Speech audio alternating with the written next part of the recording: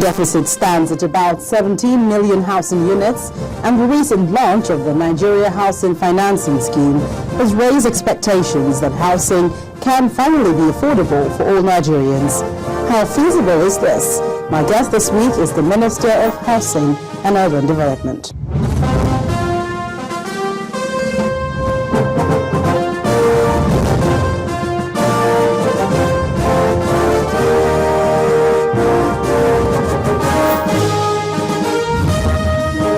Hello there, glad you could join us on the program this week. I'm Gloria Umezuke. The beginning of a process that would increase opportunities for Nigerians to own homes at an affordable rate is the introduction of a 10,000 Affordable Homes Scheme. Well, this program has been designed to ensure that first-time homeowners can have access to funds to own their own house. Well, the focus of this week's edition is financing housing schemes. But up ahead, as part of its determination to put smiles on the faces of the poor, the federal government has launched the first 10,000 mortgage affordable home scheme for Nigerians.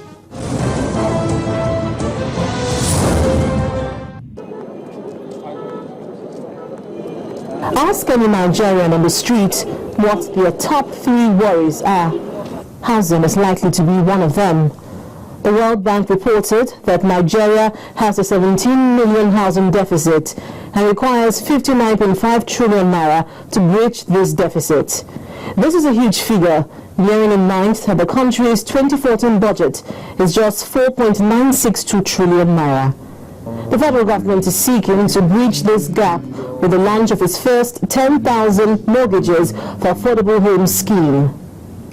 The scheme is intended to help Nigerians have access to affordable housing by applying for mortgages in large numbers. For the Federal Mortgage Bank of Nigeria, this scheme is the beginning of the housing revolution in Nigeria. So today we are kicking off the pre-qualification of people for the first initial 10,000 mortgages to be provided by lenders, most of whom are present here with us. They will now be able to process and provide many more mortgages because of the existence of the Nigerian Mortgage Refinance Corporation. Delivery of affordable housing in Nigeria is also receiving necessary impetus through addressing the issues in land administration and management aimed at ensuring that landowners have secure titles and bankable assets. The Minister of Finance, Dr. Ngozi Okonjo-Iweala, assured Nigerians that due to new mortgage underwriting standards as prescribed by the Nigerian Mortgage Refinance Corporation, the processing time for pre-qualification has reduced from the usual 6 to 9 months to 3 to 6 weeks. She, however, said this will be subject to the level of risk analysis to be undertaken by the mortgage lender. Now, how feasible is it for the average or low-income earners to own their own homes? Well, joining me now is Mrs. Akon Eyarini, the Minister of Lands, Housing and Urban Development. Welcome to the program. Thank you very much. Well, for the past 3 decades, Nigeria has had housing problems, promised housing schemes here and there, but we still have a huge lacuna somewhere. What really at the moment is the nation's housing deficit? The housing deficit for Nigeria for today is put at about 17 million people. It's a fact that Nigeria has a population of about 167 million people. And for us to have 17 million deficit is a great concern, gives a great concern to the government of the Federal Republic of Nigeria. That is why the present administration, under the leadership of President Dr. Goodluck Ebele Jonathan, has a great passion to affect the housing sector positively. It forms a part of the transformation agenda of Mr. President. It's a concern, a great concern, for the government to cover up the gap.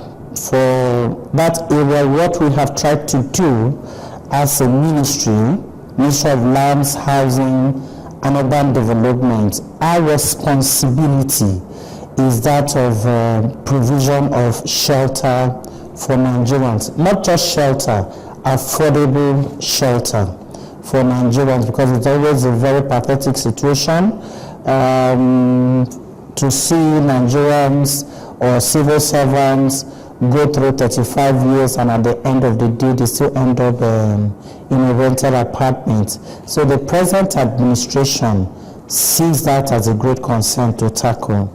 And to handle this, certain schemes has been put into place to handle it. For example, in the budget of the ministry, there's a provision, budgetary provision for revolving sum that will aid the ministry to put up shelters under the prototype housing scheme for Nigerians, and also the ministerial pilot scheme.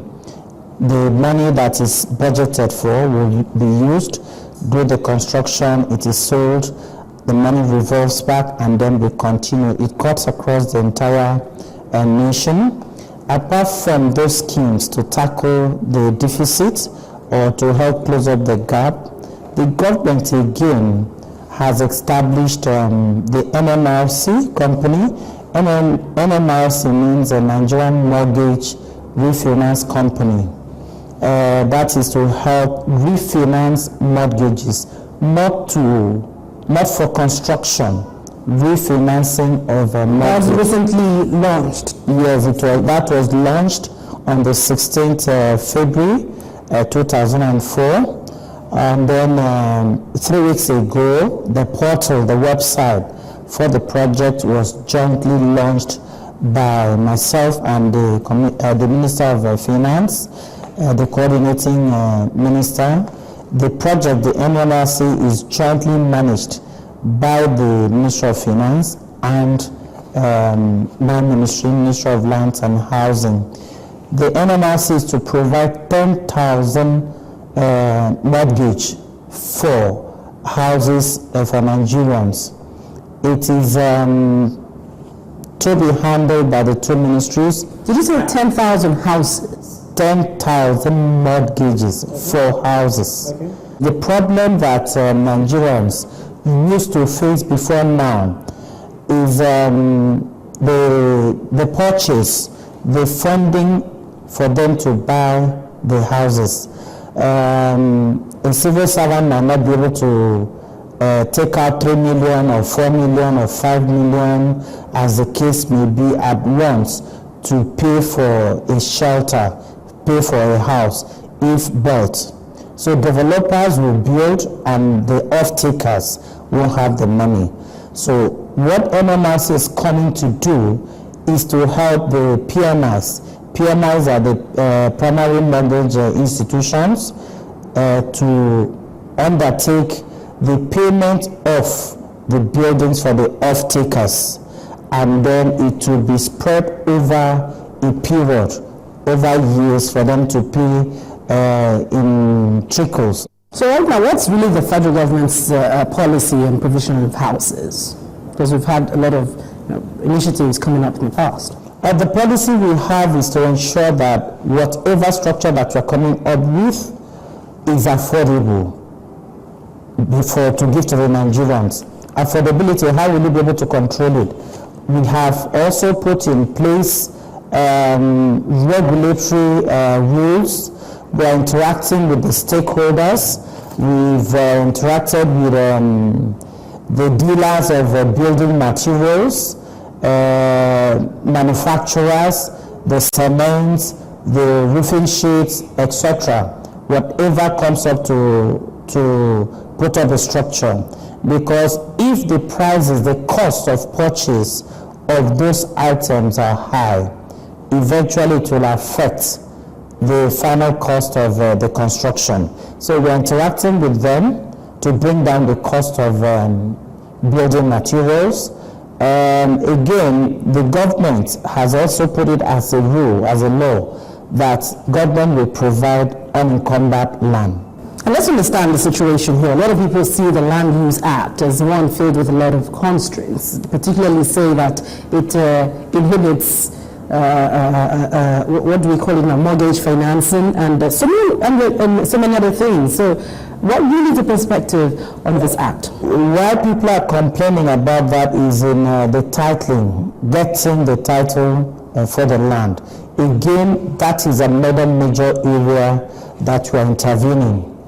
For example, the states, different states that issue title documents to individuals or to groups, we've appealed to them not to drag it. From the time that anybody applies for a title document, let it not be over-delayed for 1 year, for 2 years before title documents are given, because that is what will enable somebody to use it to bank, use it as a collateral to get a facility to do your business or do any other thing. And here in the ministry, so far since I came in, I have signed several. I came to see heaps of CFOs. I'm signing out to the beneficiaries.